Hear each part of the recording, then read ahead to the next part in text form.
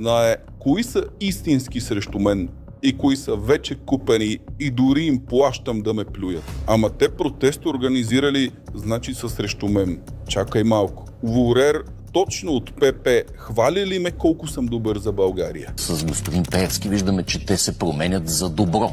Той стана говорител на европейските ценности, както за тяхната партия, така и за цяла България. Това се вижда съвсем очевидно. За добро на кого?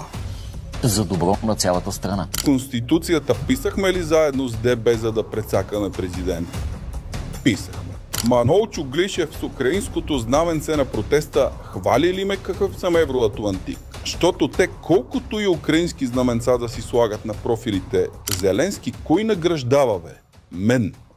Бълъци. Медал за особени заслуги към украинския народ получи лидерът на ДПС Ново начало Делян Пеевски. Отличието идва от председателя на Върховната Рада в Украйна Руслан Стефанчук, а медалът беше връчен от посланика у нас Олесия Илашчук. Информацията беше разпространена от прес-центъра на политическата формация. Цитира се, че Илашчук благодари на Делян Пеевски за подкрепата от началото на войната в Украйна. В сайта на Украинското посолство няма новина за награждаването. BTV научи, че същите отличия са получили председателят на ГЕРБ Бойко Борисов, както и съпредседателят на Продължаване промяната Демократична България Кирил Петков. А добре, ние как да знаем кой е истински срещу вас? Точно това е, че не може и не трябва да знаете. Когато има протест техен, ние сме лошите, а когато те са управлявали, сме били добрите.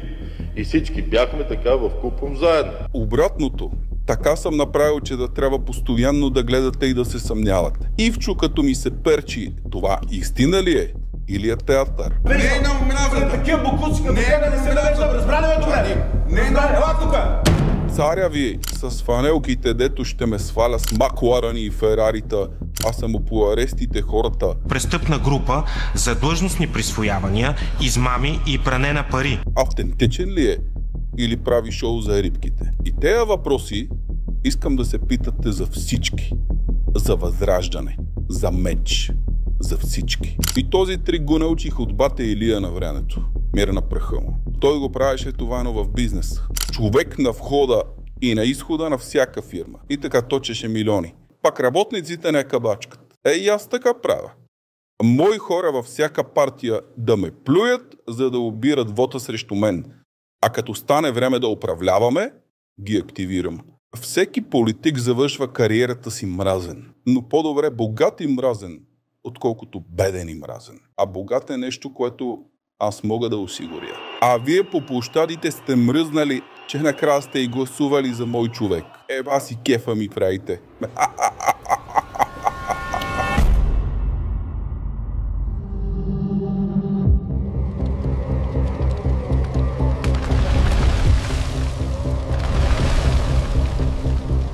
И тук Пеевски е прав. Ние няма как да знаем кой е истински срещу него и кой е внедрен продажник. Но може да направим друго. Принципът на обратното инженерство. Отваряш му медиите, може би Лупа, може би Пик и виждаш срещу кой има най-много помия. Тоест, кой счита за реален опонент. И оттам срещу кого е хвърлил най-много ресурс. Срещу кой е лайномета. Клипът е вече готов. И се чудим трябва ли да бъде пуснат, защото такава ни е държавата. Защото в тази държава трябва да си задаваш този въпрос, ако искаш да си жив. Какво ще се случи след като той види този клип? Не аудиторията, той. 24 часа след излъчването на този клип вече имам отговор на въпроса. Какво се случва? Ами случва се това. 30 плюс статии.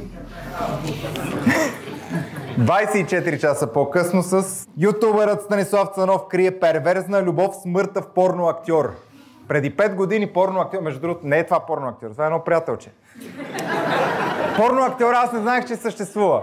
Той почина, умира на праха му на човека преди 5 години. Бившата му приятелка влиза в компютъра му да чисти файлове 5 години по-късно. И намира мои кадри. Какво има на тези кадри, Жорка? Файловете тя се натъкнала на кадри, които въображението и на най-закоравелия секс-рецидивист не би могло да опише. Там Цанов се бил дегизирал с леопардов корсет, мрежести жартиери и камериерска престилка и позирал в поза партер. 30 сайта цитират един. Но по силата на сегашното законодателство не може да съдиш другите 29, които са реално важните, които са копи-пейснали и просто са се позовали на този един. Тоест ти нямаш правилен ход. Ти това не може да го спреш. И не само. Модернизира се. Канали като този създават цели гаврещи филмчета. Като създател на съдържание ви казвам, това е много труд. И какво показва анализа? Там виждаме най-много ресурс хвърлен в две посоки. ППДБ и президент. Аха. И като към това добавим задържането на варненския кмет,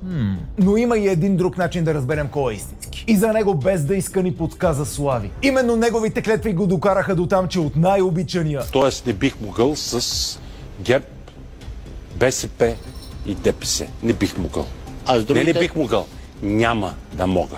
Тоест няма да стане. Сега трябва да си спира коментарите под постовете. Може ли Слави пак да е Слави? Ако има възможност, ако има необходимите условия и ако вие искате, аз мога пак да бъда ваш водещ. За ваша радост и за ужас на много други, за които се сещам. Благодарение на неговото падение, Слави ни научи на това. Тези, дето ви искат гласа, накарайте ги да се заклеят, че никога с Пеевски и никога с Бойко. Както Слави се клееше. Ама ги запишете. Така че да гледат Слави и да знаят каква ще е цената, ако нарушат тази клетва.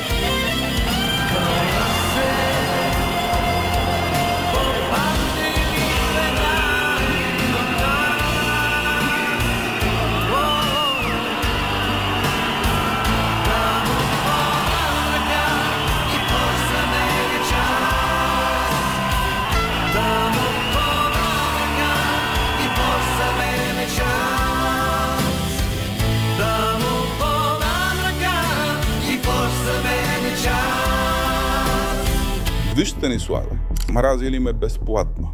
Били свободни.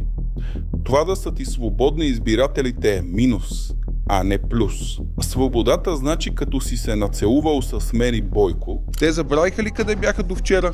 По цял ден седяха в моя кабинет. Да ти паднат избирателите на половина, както с ППДБ стана. А защо падат? Ами защото не си държат избирателите с пари или с дърва за огрев. Не ги държат с постове в администрация, общинска или държавна. И не са на партийна хранилка. И като не са,